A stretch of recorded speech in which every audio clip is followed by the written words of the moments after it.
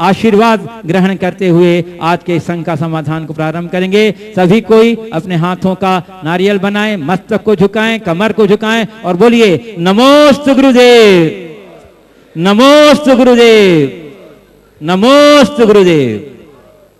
चलिए, और आज के प्रथम प्रश्न के लिए मैं आमंत्रित कर रहा हूं श्री मोहित काला सीकर, और उसके बाद तैयार रहेंगे श्री विनोद सेठी सीकर और श्री वीरेंद्र जी जैन अजमेर। नमोस्तु महाराज जी। सर्वप्रथम दिगंबर सरोवर के राजहंस आचार्य श्री विद्यासागर जी महाराज के 49वें दीक्षा दिवस पर उनको शत बार नमन। और मेरा प्रश्न ये है कि महाराज श्री आचार्य श्री इतने मंदिरों और क्षेत्रों का निर्माण क्यों कराते हैं? इसकी जगह अगर समाज के कल्याणकारक की को प्रमुखता दी जाए तो ज़्यादा अच्छा रहता। बहुत अच्छा सवाल आपने किया। अगर आपने आचार्य श्री के व्यक्तित्व को नज़दीकी से देखा होता तो शायद आप यही कहते कि एकमात्र आचार्य विद्यासागर एक ऐसे संत हैं जो केवल लोक कल्याण की बात सोचते हैं। अभी अभी ताज़ी घटना लोगों ने विस्मृत नहीं की होगी, जब भारतीय जनता पार्टी के राष्ट्रीय अध्यक्ष आचार्य गुरुदेव के दर्शनार्थ जब कुंडलपुर में पहुँचे तो अमित शाह से जो चर्चा हुई उसके बारे में एक बहुत अच्छी टिप्पणी आचार्य गुरुदेव की साक्षी में भरी सभा में की, और उन्होंने अपने वक्तव्य में कहा कि मेरी 35 मिनट तक गुरुदेव से चर्चा हुई। उस पूरी चर्चा में उन्होंने न तो स्वयं की कोई चर्चा की, न संघ की कोई चर्चा की, न मंदिर की कोई चर्चा की, न समाज की कोई चर्चा की। उनने केवल एक ही चर्चा की, वह है देश के निर्माण की। यह उदात्त दृष्टि की अभिव्यक्ति है। एकलौते संत हैं जो समाज के सर्वांगीण विकास की बात सोचते हैं। उनकी प्रेरणा से भागवत जैसा संस्थान खुला, जो अपने आप में एक बहुत अच्छा प्रकल्प है। उन्होंने शिक्षा जगत को आगे बढ़ाने के लिए प्रतिभा स्थली चालू की। ये एक बड़ा क्रांतिकारी कदम है। आज लड़कियों के लिए वह स्वर्ग है, और जो माँ बाप अपने बच्चियों को वहाँ भेजते हैं जिंदगी भर के लिए उनकी बारे में निश्चिंत हो जाते हैं। और उन्होंने एक और नया प्रकल्प चालू किया हथकरघा का। मैंने जब हथकरघा के बारे में सुना, शुरुआत में जब मुझे उसकी पूरी जानकारी नहीं थी तो थोड़ी सी बात कम समझ में आ रही, लेकिन गुरुदेव पर मेरा अंधा भरोसा है। मैंने सोचा जरूर इसमें कुछ राज होगा। अभी मुझे मालूम पड़ा कि गुरुदेव की एक बहुत बड़ी दृष्टि है। उसमें उन्होंने IIT लड़कों को जिन्हें ब्रह्मचर्य व्रत लिया उन्हें दीक्षा न देकर इस कार्य में लगाया। मुझे लगा है इन IITN को हथकरघा में लगा दिया, बीवर बना रहे गुरुदेव, समझ में नहीं आ रहा है। लेकिन अब मुझे समझ में आया कि गुरुदेव ने उन लड़कों को हथकरघा में लगाकर उन्हें बीवर नहीं बनाया, अपितु पूरे समाज का ताना बाना ठीक करने वाला बुनकर बना दिया। अब वे लड़के जो खुद पहल करके सीखे और सैकड़ों लड़कों को ट्रेनिंग दे करके इस कार्य में लगा दिए, और भविष्य में लाखों लोगों को रोजगार उसके माध्यम से मिलेगा। ये समाज का कल्याण का कार्य है, जो उनकी बड़ी उदात्त दृष्टि की अभिव्यक्ति है। हमने कभी सुना था कि भारत की अर्थव्यवस्था का मूल आधार टेक्सटाइल इंडस्ट्री थी। अंग्रेजों ने हमारे लाखों बुनकरों के हाथ काटे ताकि भारत की अर्थव्यवस्था की रीढ़ तोड़ी जाए। शायद गुरुदेव भारत को फिर से सोने की चिड़िया के रूप में देखना चाहते हैं, इसलिए ये प्रकल्प कर रहे हैं। ये इनका एक बहुत दूरदर्शी कार्यक्रम है। जितने भी धर्माचार्य होते हैं वे केवल धर्म और संस्कृति की बात सोचते हैं। इकलौते हमारे गुरुदेव आचार्य विद्यासागर हैं जो धर्म समाज के साथ संस्कृति और राष्ट्र के हित की बात भी सोचते हैं, उनके सर्वांगीण विकास की बात सोचते हैं। तो ये जो मंदिरों आदि का निर्माण हो रहा है ये भी समाज के निर्माण में कारण है। इनके माध्यम से लोग जुड़ेंगे और जीवन में बदलाव होगा। आचार्य गुरुदेव के द्वारा उठाया गया एक एक कदम बड़ा क्रांतिकारी कदम है, और इसी का ये परिणाम है कि तुम्हारे जैसे उम्र के अनेक युवक आज उनकी एक दृष्टि पाने के लिए आतुर होते हैं। उनके व्यक्तित्व का ये जादुई प्रभाव है कि जो लड़का आईआईटी करके मल्टीनेशनल कंपनी में लाखों लाख रुपए का पैकेज पा रहा है, वो उसे तिलांजलि देके गुरु चरणों में अपने आप को समर्पित कर रहा है। इससे बड़ी क्रांति और क्या होगी। और ये गुरुदेव की दूरदर्शी दृष्टि की अभिव्यक्ति है कि उन्हें मुनि न बना करके उन्हें ऐसे कार्य में लगा रहे हैं जो हमारी समाज को मजबूत बनाए, जिससे पूरे विश्व में जैनत्व की प्रतिष्ठा हो और भारत सब तरह से मजबूत बने। वे कहते हैं भारत को भारत बनाना है, इंडिया नहीं। श्री विनोद सेठी सीकर और उसके बाद तैयार रहेंगे श्री वीरेंद्र जी जैन अजमेर। नमस्ते गुरुदेव, मैं विनोद सेठी सीकर। मेरा प्रश्न भी आचार्य श्री पे ही है। आचार्य श्री बिना किसी पूर्व सूचना के अकस्मात बिहार कर जाते हैं, ऐसा क्यों? ऐसा करने पर व्यवस्था करने वालों को परेशानी तो होती है। 50 बरस हो गए, अभी तक तो कोई परेशान नहीं हुआ। परेशानी क्या होती है? पर एक बार किसी ने आचार्य श्री से पूछा कि महाराज आप बिना बताए बिहार क्यों करते हो? तो गुरुदेव ने बहुत अच्छा जवाब दिया, आपने आके हमसे कभी पूछा कि आप कब बिहार करते हैं? जब आप पूछो नहीं तो हम बताएं क्यों? कोई ऐसा व्यक्ति है जो आकर के कहे कि आप कब बिहार कर रहे हो? गलती कर मत बैठना। उनका जो होगा तो होगा, समाज तुम्हें ठीक कर देगी। तो ये उनका कहना है, हम अतिथि हैं। मुझे फिरोजाबाद का एक संस्मरण याद आ रहा है, और आज ये बहुत अच्छा कार्यक्रम है कि गुरुदेव के दीक्षा दिवस के अवसर पर उनके व्यक्तित्व से जुड़े प्रसंगों पर आज प्रश्न पूछा जा रहा है, और मेरे अंदर के बहुत सारे संस्मरण मेरे अंदर प्रकट हो रहे हैं।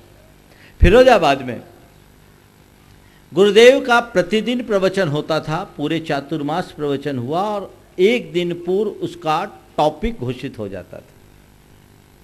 पूरे उसका संचालन किया करते थे। रोज के क्रम चलते चलते आखिरी दिन जब पूछा महाराज कल का प्रवचन क्या होगा, तो पहले गुरुदेव टाल दिए, मुस्कुरा कर रहे, नहीं महाराज कल का विषय तो बताए। तो बोले कल के प्रवचन का विषय अतिथि। कौन? अतिथि। अब सब निश्चिंत हो गए, कल अतिथि पर प्रवचन होगा। 8 बजे जब प्रवचन के समय पर लोग आए तो पता लगा गुरुजी का तो सुबह 7 बजे बिहार हो गया और राजा के ताल पहुंच गए। सब लोग पहुंच गए और बोले महाराज आपने तो कल प्रवचन का आशीर्वाद दिया था और आपने बिहार कर दिया, ये कैसे? बोले नहीं, मैंने जो कहा था वही किया। बोले क्या? अरे आपने कहा था कि कल अतिथि पर प्रवचन होगा। बोले वही तो दे रहा हूं। बोले अतिथि पर प्रवचन? प्रवचन कहाँ हुआ महाराज, आपने तो बिहार कर दिया। बोला भैया मैं प्रवचन ही दे रहा हूं, मैंने कहा था कल के विषय का, कल का विषय होगा अतिथि। कौन? तो अतिथि वही जिसके न आने की तिथि हो न जाने की तिथि हो, वो अतिथि है। अतिथि की तरह विचरते हैं। आज भी उनका अनायास विचरण बिहार हो गया। और देखो उनकी निष्प्रहता, 49वां दीक्षा दिवस मनाने के लिए सारे हिंदुस्तान के लोग पागल हैं। उनने कोई दीक्षा दिवस नहीं मनाया, वो बिहार कर दिए, जिसकी लोग सोच ही नहीं रहे थे। सारे देश की खबर आ रही थी कि अब तो सागर फिक्स। हमने कहा सारी दुनिया फिक्स हो सकती है, पर आचार्य विद्यासागर की कोई बात समय पूर्व फिक्स नहीं होती। श्री वीरेंद्र जैन अजमेर और उसके बाद तैयार रहेंगी श्रीमती पुष्पा सोगानी जयपुर। नमस्ते महाराज जी। महाराज जी जबलपुर में आचार्य श्री के संघर्ष मुनिराज के मुखार बिंदु से सुना था कि बाहुबली भगवान की जो प्रतिमा है उसकी वर्गणाएं 145 किलोमीटर का प्रभाव डालती हैं। तो मेरा जिज्ञासा ये है, इस युग के तपस्वी आचार्य, सबसे बड़े सर्वश्रेष्ठ आचार्य विद्यासागर जी हैं, उनकी विशुद्ध वर्गणाएं कितने किलोमीटर तक प्रभाव डालती होंगी? मैं तो यही मानता हूँ उनकी ये वर्गनाएं सारे विश्व को प्रभावित करती है, तभी तो दुनिया के कोने कोने के लोग खींचे चले आते हैं। श्रीमती पुष्पा सोगानी जयपुर और उसके बाद तैयार रहेंगे श्री विजय जैन अध्यक्ष अजमेर जिला कांग्रेस समिति।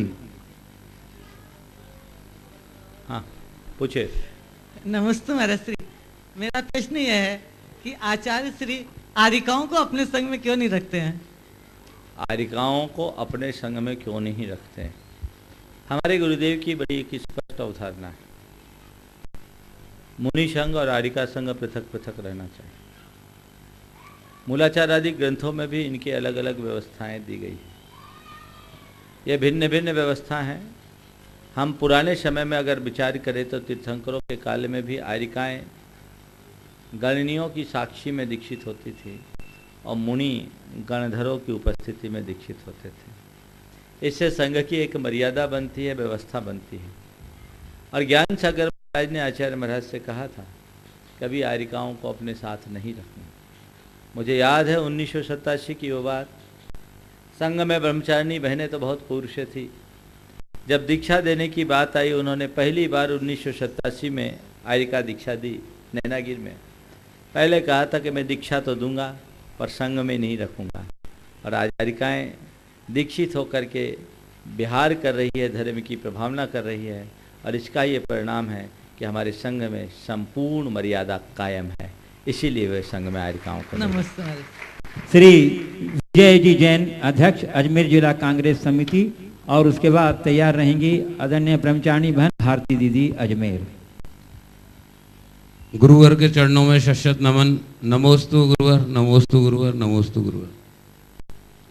आचार्य श्री मूक माटी महाकाव्य एक श्रेष्ठ, उनकी श्रेष्ठ कृति है और उसके पीछे उनकी क्या पृष्ठभूमि रही हो, इसके बारे में प्रकाश डालें गुरुवर। देखिए, मूक माटी हमारे गुरुदेव की एक अद्भुत रचना और वो एक महाकाव्य के रूप में रच गई।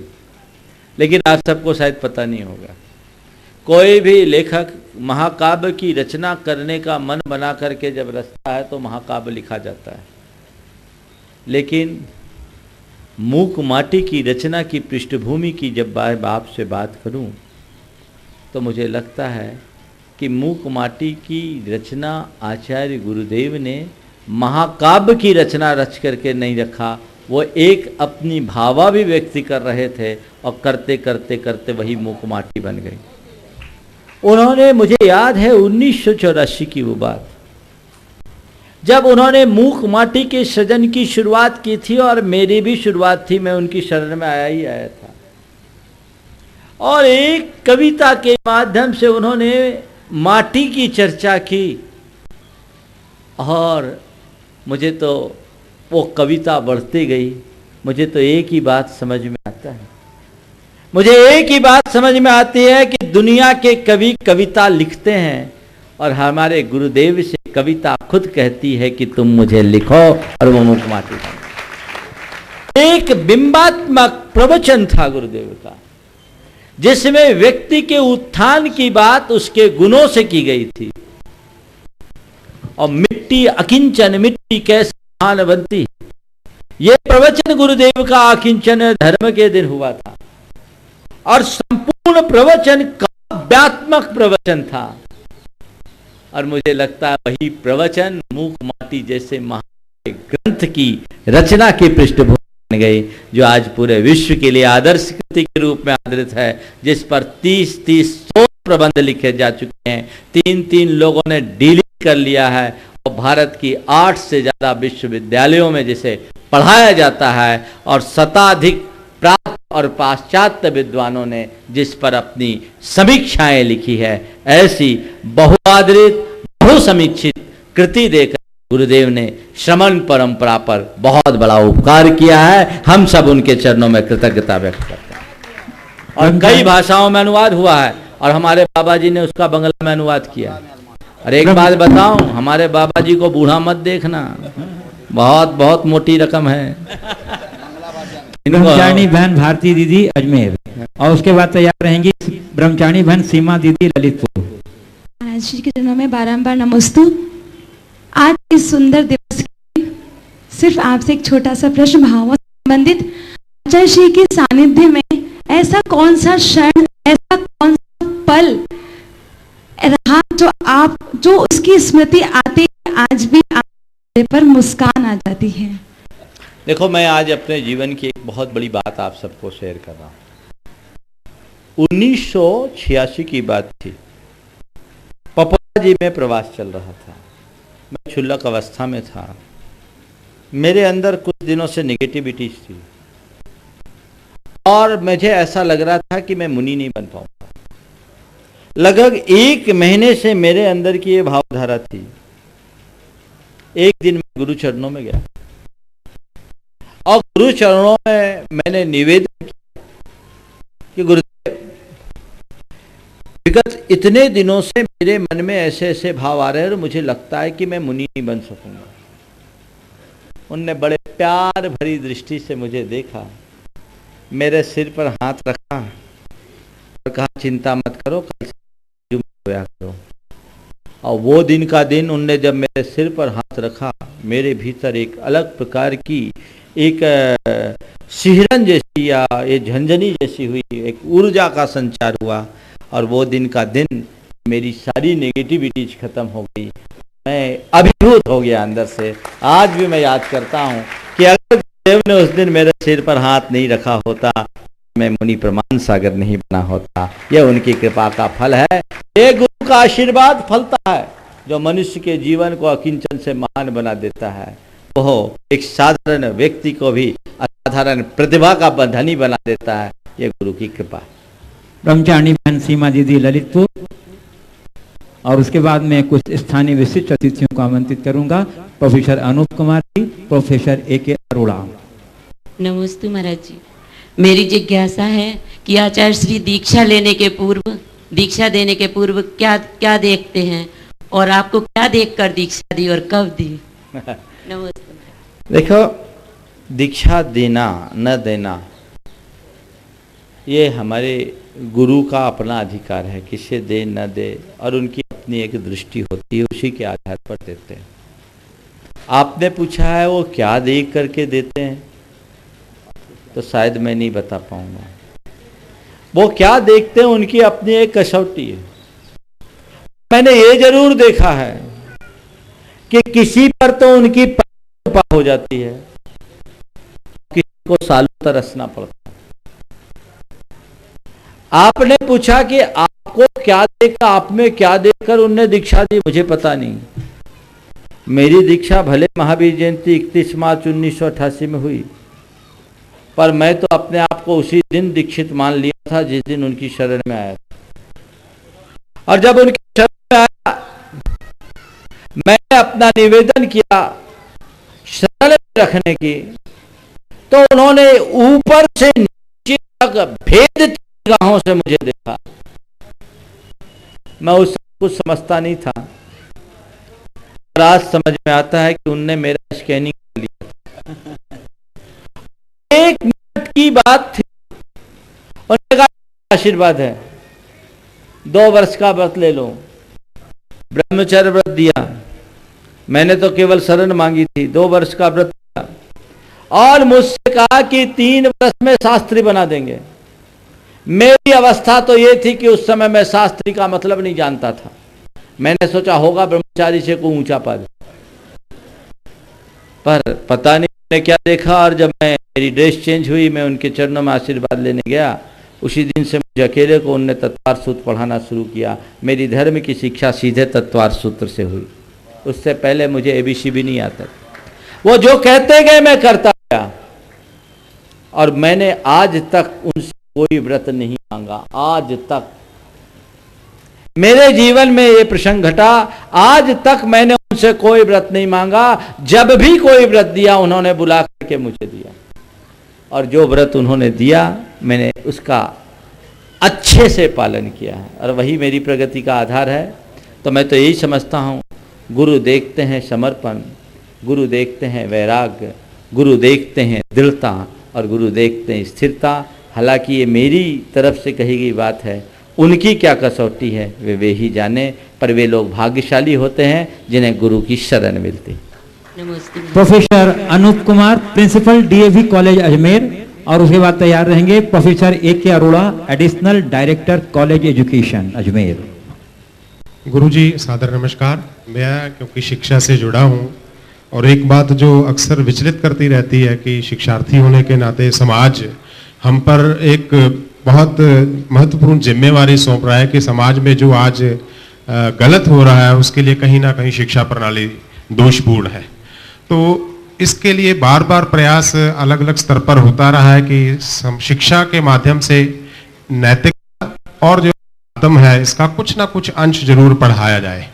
लेकिन एक शिक्षक होने के नाते मैं ये आपको एक निजी अनुभव से कहना चाह रहा हूं कि हमें इन दोनों बातों का प्रचार प्रसार करने में बहुत परेशानियां, कठिनाइयों का सामना करना पड़ता है। तो मैं इस दिशा में आपका मार्गदर्शन चाहूंगा। देखिए, बहुत गंभीर मुद्दे को आपने उठाया। खड़े रहे आप। शिक्षा हमारे जीवन की रीढ़ है और शिक्षा का स्तर हमें बना के रखना चाहिए। एक समय था जब ये कहा जाता था सा विद्या या विमुक्त ये, सा विद्या या विमुक्त ये एक समय था। आज समय बदल गया। सा विद्या या अर्थोपलब्धि, जो अर्थ की उपलब्धि के लिए हो, सूत्र हमने बदल दिया। अब अर्थ करी विद्या हो गई। चुनौतियां हमारे सामने हैं, पर हमें उनसे घबराना नहीं है, उनका सामना करना होगा और उनका सामना करने के लिए हमें कुछ स्तर पर प्रयास करने की आवश्यकता है। आपने कहा है कि हमने उन्हें अध्यात्म और नैतिकता की शिक्षा देने की कोशिश की, हमारे सामने कठिनाइयाँ आई। शुरुआत में कठिनाई आएगी, लेकिन अंत उसका अच्छा होगा। हमें एक वातावरण बनाना होगा, क्योंकि आज पूरा सिस्टम ही बिगड़ गया है और सिस्टम बिगड़ जाने के कारण आज हम चाह करके भी चीज़ें नहीं कर पा रहे हैं। तो उसके लिए हमें ज़रूरत है सांस्कृतिक चेतना को जगाने की, और ये केवल शिक्षा संस्थान के बदलाव से नहीं होगा, घर परिवार के वातावरण में भी बदलाव लाना होगा। और उसके लिए हर व्यक्ति के भीतर ये बात घटनी चाहिए कि नहीं, जीवन के सर्वांगीण विकास के लिए केवल शिक्षा ही पर्याप्त नहीं है, बौद्धिक विकास ही पर्याप्त नहीं है। जीवन के परिपूर्ण विकास के लिए बौद्धिक विकास के साथ साथ मनुष्य का नैतिक, चारित्रिक और भावनात्मक विकास भी होना चाहिए, तब वो अंदर से मजबूत होगा। और इसके लिए एक बात और, शिक्षक गणों को भी खुद चरित्रवान बनना होगा। अध्यात्मनिष्ठ व्यक्ति ही आध्यात्मिकता का संदेश फैला सकता है। आज प्रायः शिक्षा एक उद्योग का रूप लेते जा रही है और शिक्षक अब प्रोफेसर हैं और शिक्षा देना, अध्यापन कार्य करना उनका प्रोफेशन बन गया है। तो जब तक इस अवधारणा को नहीं बदली जाए तब तक काम नहीं हो सकता। पहले शिक्षक एक गुरु के रूप में देखा जाता था और वह अपने छात्रों को न केवल पढ़ाता था अपितु उनके व्यक्तित्व को भी गढ़ता था। आज समय बदल गया। आज के शिक्षक का काम केवल ये है, अपनी ड्यूटी पूरी करो, बाकी काम खत्म। तो ये सोच बदलना होगा और जब तक सोच नहीं बदलेगी हम कोई परिणाम नहीं ले सकेंगे। Shri professor A K. Arora, additional director college education Ajmer. और इसके बाद कुछ गुरुदेव कुछ प्रश्न आचार्य श्री से संबंधित ऑनलाइन आए हैं आपके ऑनलाइन बाद में पहले यहाँ जी ठीक। संत श्री आचार्य जी, श्री जी को मेरा प्रणाम। मैं कॉलेज शिक्षा क्षेत्र से हूँ और आज समाज में जो शिक्षा दी जा रही है उससे समाज का पतन होता जा रहा है और हमें ऐसी कौन सी शिक्षा आज के युग में देनी चाहिए जिससे हम उनका उत्थान कर सकें और उच्च शिक्षा का माध्यम उच्च हो सके। बहुत अच्छा, अभी जो बात कही आपका प्रश्न उसी का पूरक प्रश्न है। सबसे पहले तो मैं कहूँगा कि उच्च शिक्षण संस्थानों का वातावरण बदला जाए। शिक्षा की बात तो अलग है। मैं देखता हूँ जब मैं युवकों से बात करता हूँ जो स्कूली शिक्षा तक तो पूरी तरह संस्कारवान रहते हैं, जब वो उच्च शिक्षा के लिए किसी कॉलेज या विश्वविद्यालय में जाते हैं वहीं से उनके जीवन में बुराइयों की शुरुआत हो जाती है। शराब, शबाब और अन्य तरह की प्रवृत्तियाँ ये आम होते जा रही है। इस सोच को बदलने के लिए हमें कोशिश करनी चाहिए और वहाँ का वातावरण बदलना चाहिए। शिक्षकों को चाहिए कि हम एकदम प्रारंभिक स्तर से शिक्षा के तंत्र में उन चीज़ों को हम समाविष्ट करें जो व्यक्ति के जीवन के निर्माण से जुड़ी हो। हम शिक्षा तो दे रहे हैं लेकिन जीवन स्पर्शी शिक्षा नहीं दे पा रहे। तो मनुष्य के शिक्षा की पूरी व्यवस्था में परिवर्तन लाने की आवश्यकता है और जीवन स्पर्शी शिक्षा जब हम देंगे तभी हम कुछ कामयाबी हासिल कर पाएंगे, जिसमें हम मूल्य परक शिक्षा के रूप में कह सकते हैं, जो मनुष्य को उसकी चेतना से जोड़े और जीवन में बदलाव घटित कर सके। ब्रह्मचारिणी बहन मीना दीदी ललितपुर, और उसके बाद तैयार रहेंगे ब्रह्मचारिणी बहन सीमा दीदी ललितपुर और ब्रह्मचारिणी बहन निक्की दीदी दाहोद।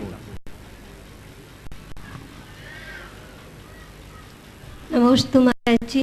मेरी जिज्ञासा है कि आचार्य श्री जी के पास ऐसी कौन सी सिद्धि है कि आचार्य श्री के दर्शन करके दुनिया के लोग बेतहाशा पीछे उमड़ पड़ते हैं।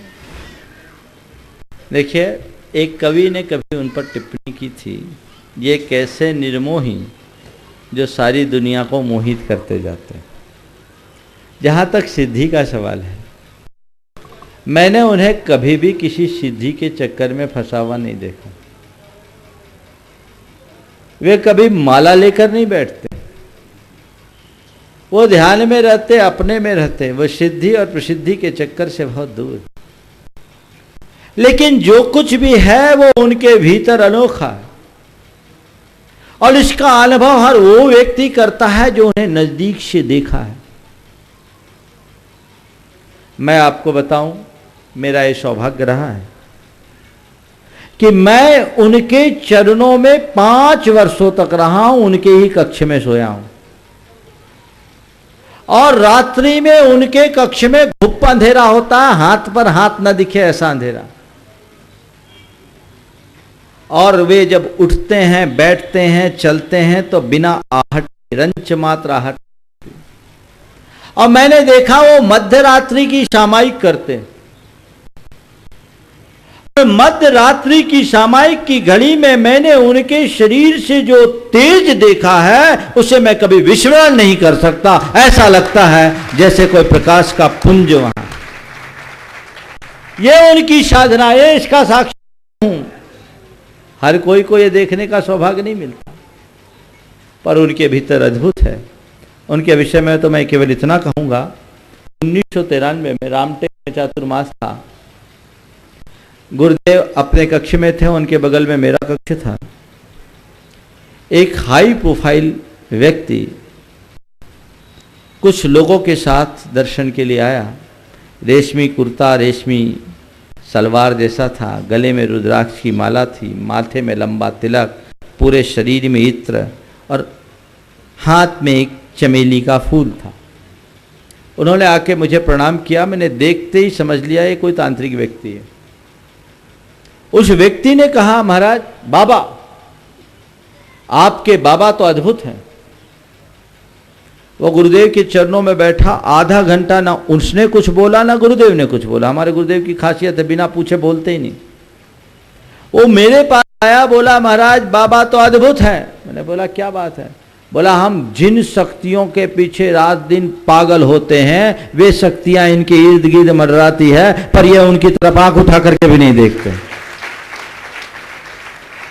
ये उनकी साधना का चमत्कार है।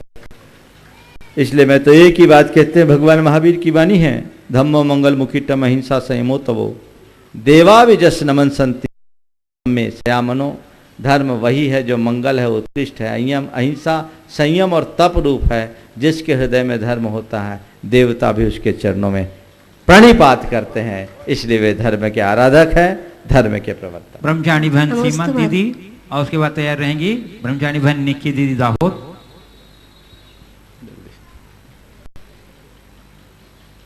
नमस्ते महाराज जी, मेरी जिज्ञासा है कि आचार्य श्री जी जिसको भी नजर उठा करके एक बार देख लेते हैं वह अपने आप को धन्य समझने लगता है। ऐसा उनकी नजरों में क्या जादू? यही तो जादू है। बताऊं, मुझे इसका रहस्य समझ में आता है। हम लोग दिन भर आंखें फाड़ फाड़ कर इधर उधर देखते हैं ना, तो हमारी ऊर्जाएं वेस्ट हो जाती, और उनकी नज़र कभी उठती नहीं। उनकी तप साधना की सारी ऊर्जा उन तक समाहित होती है। बहुत कम किसी की तरफ देखते हैं, और जब देखते हैं तो आंखों से उनकी तपह प्रसूत संपूर्ण ऊर्जा बाहर जाती है। और जो ऐसे महान संत की ऊर्जा से आविष्ट होगा उसके ऊपर जादू का असर तो पड़ेगा ही पड़ेगा। ब्रह्मचारी बहन निक्की दाहोद, और उसके बाद तैयार रहेंगे डॉक्टर नरेंद्र जैन भोपाल, श्री चंद्र सेन जैन महाकवि भोपाल, और डॉक्टर के गंगवाल पुणे। नमस्ते महाराज जी, अनुशासन के बारे में पूछना चाहती हूँ महाराज जी। आचार्य श्री के संघ में इतना अनुशासन देखा है, संघ आते ही पता नहीं कैसे सब अनुशासित हो जाते हैं। तो ऐसा क्या करते हैं आचार्य श्री कि सब पूरा संघ अनुशासित रहता है? दो ही लाइन में कहता हूँ, बहुत कम बोलते हैं और जो बोलते हैं उसमें रत्ती भर कम नहीं करते। गुरुदेव का एक सिद्धांत है, निज पर शासन फिर अनुशासन।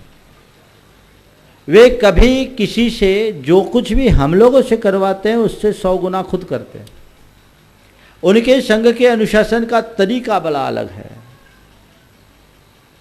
वे कभी भी किसी की छोटी मोटी गलतियों में टोका टाकी नहीं करते, देख भी ले तो अंदाज कर देते हैं, और जब कोई बड़ी गलती होती है ना तो एक साथ पूरी फाइल खोल देते हैं।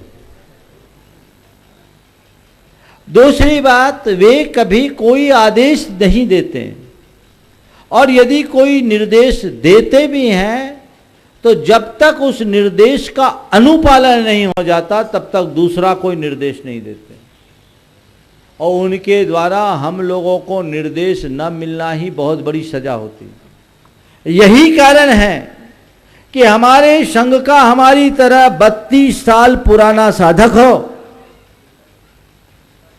या आज का ब्रह्मचारी, उनके निर्देशों से उसी तरह बंधा हुआ रहता है और इस बात के लिए तरसता है कब वो निर्देश दे और हम उसका पालन करके अपने आप को कृतार्थ करें। बंधुओं, आज हमारे बीच ख्याति प्राप्त राष्ट्रीय स्तर के कवि मन संचालक श्री चंद्रसेन जी जैन भोपाल और डॉक्टर नरेंद्र जैन भोपाल यहाँ उपस्थित हैं। प्रातः काल श्री चंद्रसेन जी ने बहुत कुशल संचालन किया, मैं उन्हें आमंत्रित कर रहा हूँ, जोरदार करकर ध्वनि से उनका स्वागत कीजिए बंधु। और एक मैं जानकारी देना चाहता हूँ कि डॉक्टर नरेंद्र जैन ने एक बहुत महत्वपूर्ण काम किया है चिकित्सा के क्षेत्र में। मांसाहारी दवाइयों का विकल्प शाकाहारी दवाइयाँ क्या हो सकती है, उनका संग्रह एक पुस्तिका, और बाईपास सर्जरी का क्या विकल्प हो सकता है वो बनाया है। उसका विमोचन भी होगा और प्रश्न भी पूछेंगे, और इन दोनों पुस्तिकाओं के विमोचन के लिए मैं राष्ट्रीय स्तर के नहीं विश्व स्तर के शाकाहार के लिए समर्पित व्यक्तित्व डॉक्टर के.एम. गंगवाल को आमंत्रित कर रहा हूं कि वो भी यहाँ पर आए और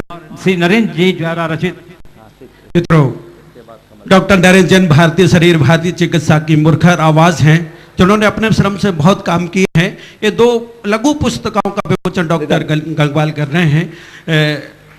बोलो। एक तो हृदय रोग से संबंधित है, आयुर्वेद में उन्होंने कैसे प्रयोग किया कि 500 मरीज देश दुनिया में उनका इलाज ले रहे हैं और बरसों से आनंद की यात्रा कर रहे हैं। एक बार जोरदार तालियां बजाकर इस स्वागत का। और दूसरे, श्रावकों के लिए जो शाकाहारी दवाइयां हैं आयुर्वेद में विकल्प तैयार किया शाकाहारी दवाइयों का, बहुत मेहनत के 3 वर्ष रात दिन मेहनत के शास्त्रों का अध्ययन किया, तब ये छोटी सी कृति बनी है। दोनों डॉक्टरों के सम्मान में आप जोरदार तालियां बजाइएगा, मौका मिले तो पढ़िएगा, औषधि लीजिएगा। और अब हमारे श्री एक समाधान शंका दोस्तों, मैं शेष मन से हम सबके आराध्य परम श्रद्धे मुनि श्री सुधा सागर जी महाराज को सतत नमोस्तु निवेदन करता हूं। उनकी अनंत कृपा मुझ पर रही है। आज सुबह महाराज श्री मैं इतना भावुक हो गया, मेरे मित्र ब्यावर के बहुत से मित्र थे, तो मेरे पास एक सूचना आई कि ब्यावर में भी संभावित हो सकता है, तो मैं इनके चेहरे की खुशी भर जाएगी तो अपनी तरफ से बोल दिया कि ब्यावर में ही होगा। ये आचार्य श्री की परंपरा नहीं है। आप सोच रहे हैं कि अजमेर में होगा, मुगालते में नहीं रहना। जिस दिन कलश स्थापित हो जाए तब मानना कि चतुर्मास वही होगा। इसलिए मैं उन लोगों को, उन गांव के लोगों को फोन आया, बोले सेन जी ब्यावर वाले कमल जी ने बड़ा कवि सम्मेलन करा दिया क्या, जो आपने उनके गांव की बोल दी। हमारे बिजौलिया से और हमारे चित्तौड़गढ़ से 8-10 जगह के लोगों को फोन आए। मैं उनके दुख को समझता हूं। उन्होंने कहा चंद्रसेन जी हमारे गांव में पूरी तैयारी, आपने कैसे कह दिया। तो दोस्तों, भावुक मन कभी भावुक होता है। मैं उन तमाम लोगों से क्षमा प्रार्थी हूं जिनके गांव में सुधा सागर जी महाराज के चतुर्मास की संभावना है। आइए जोरदार तालियां बजाकर सुधा सागर जी महाराज का स्वागत करें, जिन्होंने ज्ञानोदय जैसा तीर्थ दिया और बहुत सुख किया। मैं अपनी भूल सुधार करता हूं, यदि भूल सुधार लोगों ने देख ली हो तो जहां बैठे वहीं से तालियां बजाएं और महाराज श्री को और तीनों को पुनः नमोस्तु करता हूं। नमोस्तु नमोस्तु नमोस्तु। अब डॉक्टर नरेंद्र, ये जो मांसाहारी दवाइयों का विकल्प शाकाहारी दवाई क्यों मैंने तैयार की है, नेमावर में आचार्य भगवान के पास में एक परिपत्र लेके गया जिसमें लिखा कि थायराइड की दवाई में आप मांस खा रहे हैं। तब आचार्य भगवान ने कहा कि इससे अच्छा कोई काम नहीं हो सकता, आशीर्वाद है। तब मैंने संकल्प ले लिया था कि समस्त मांसाहारी दवाइयों के विकल्प शाकाहारी दवाइयों में बदलूंगा। 3 साल के प्रयास से परम पूज्य सागर महाराज जी के परम सानिध्य में 27 सितंबर को उस परिपत्र का मैंने विमोचन डॉक्टर साहब के हाथों से जयपुर में किया था, भारत चैनल के माध्यम से करोड़ों लोगों ने देखा था। उसी की यह पुस्तिका आज हमने छोटी सी पुस्तिका मेरे दे दिया है, वो हमसे उपलब्ध करें। हमारी वेबसाइट डॉक्टर नरेंद्र जैन से ले सकते हैं, ई बुक से, और मेरी वेबसाइट में 30 ऑडियो उनको सुन सकते हैं। दूसरा, बाईपास सर्जरी का विकल्प क्या है? पहले बाईपास सर्जरी नहीं है, इसमें 100 लोगों के नाम, पते, फोन नंबर दिए हैं जो एस्कॉट, अपोलो और भोपाल मेमोरियल के हैं। ऐसे 500 लोगों पर ये ट्रायल है, और आप चाहें यदि बाईपास सर्जरी नहीं कराना है, एंजियोप्लास्टी नहीं कराना है, तो मुझसे संपर्क करें। और कविता रही वो रात्रि में। डॉक्टर साहब, गुरुदेव चरणों में नमोस्तु। आज मेरा परम सौभाग्य रहा कि आज सुबह इस महान कार्यक्रम में मैं सम्मिलित हो पाया। मुझे इतिहास का याद आ गया। आज मुझे याद है गुरुदेव की जब अजमेर में दीक्षा आई थी, बहुत कड़ी धूप थी, बहुत कड़ी धूप थी, और जैसे दीक्षा हो गई बरसात आ गई, बरसात आ गई। आज भी ऐसा ही हुआ गुरुदेव, आपने इंद्रदेव को बुला लिया दोपहर में कार्यक्रम के बाद में, और उसने हाजिरी लगा दी। मैं तो विज्ञान का विद्यार्थी हूँ। गुरुदेव के एक ही संस्मरण में आपके सामने रखता हूँ। 93-94 की बात थी। रामटेक में मैं गुरुदेव के चरणों में गया था। इंटरनेशनल कांग्रेस नागपुर के अंदर मेरा लेक्चर था दोपहर को।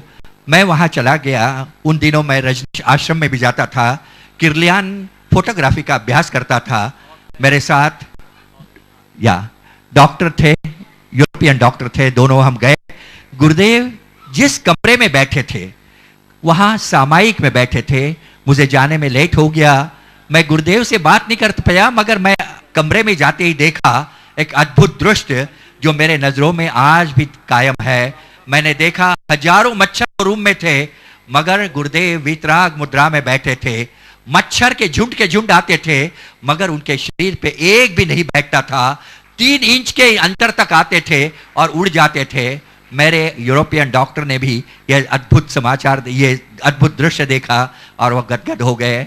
उन दोनों ने कहा कि आप गुरुदेव के चरणों में क्यों जाते हो? मैंने कहा संयम लेने के लिए जाते हैं। उन्होंने कहा हमें भी संयम लेना है।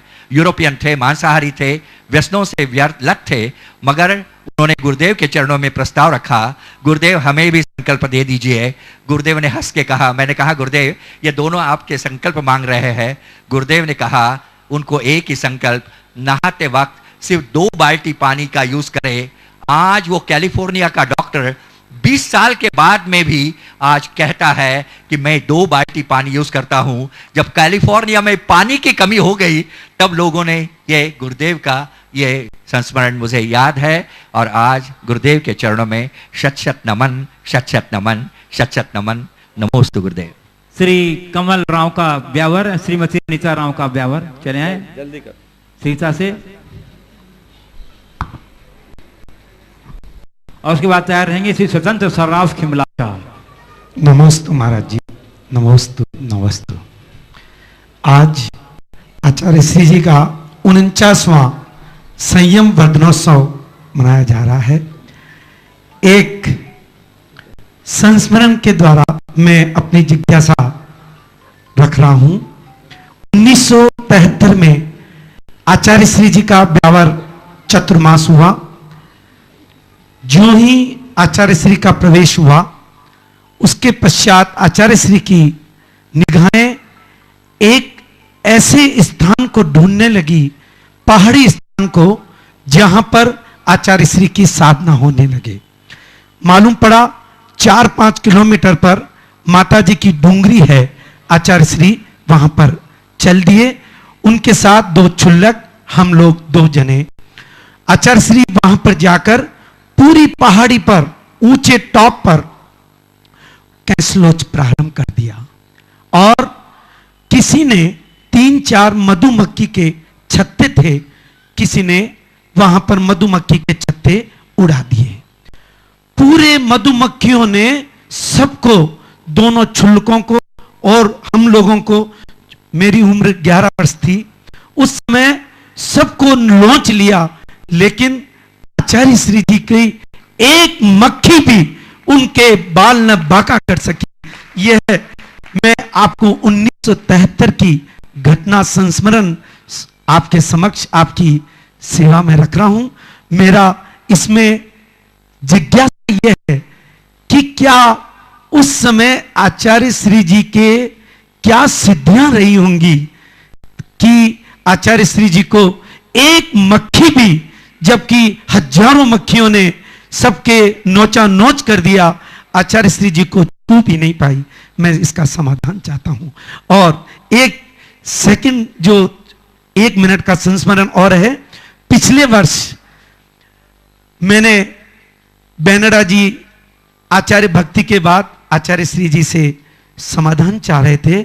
मैंने भी एक क्वेश्चन आचार्य श्री जी की सेवा में रखा कि आचार्य श्री जी, आपके दिव्य ज्ञान में ये क्या आया कि आपने हजारों किलोमीटर की यात्रा करवा के मुनि प्रमाण सागर महाराज जी को राजस्थान में प्रवेश के लिए आदेश दिया।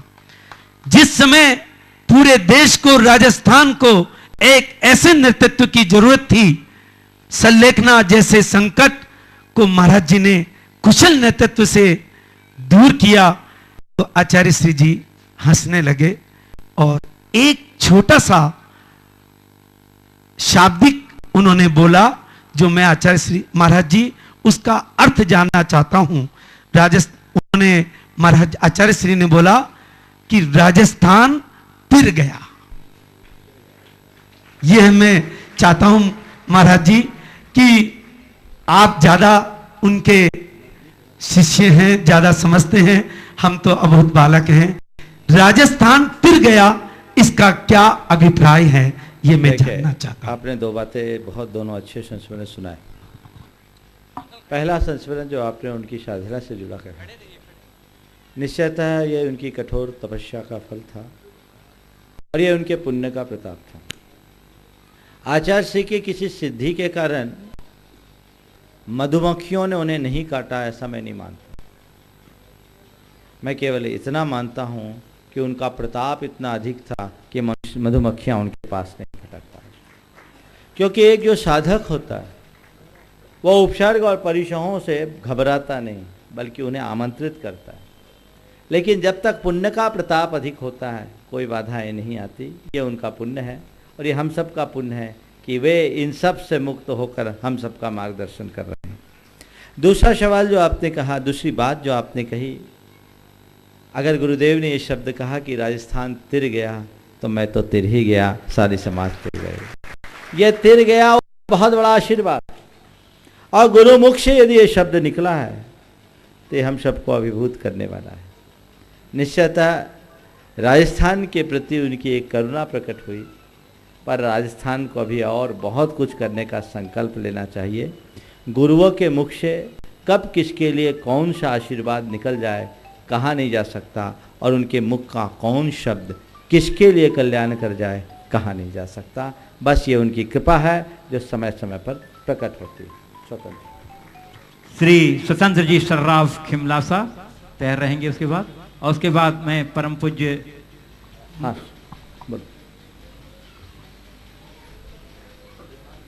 भापेल में विराजित आचार्य भगवान तक हमारी आवाज पहुंचे। बोलो आचार्य गुरुवर विद्यासागर जी महाराज की, बोलो आचार्य गुरुवर विद्यासागर जी महाराज की।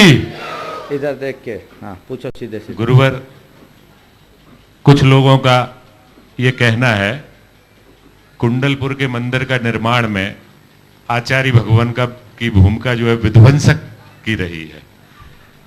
तो मैं आपसे गुरुवर ये प्रश्न करना चाहता हूं कि आचार्य भगवान की भूमिका विध्वंसक की रही है, संस्कृति या सांस्कृतिक धरोहर की रक्षा की रही है?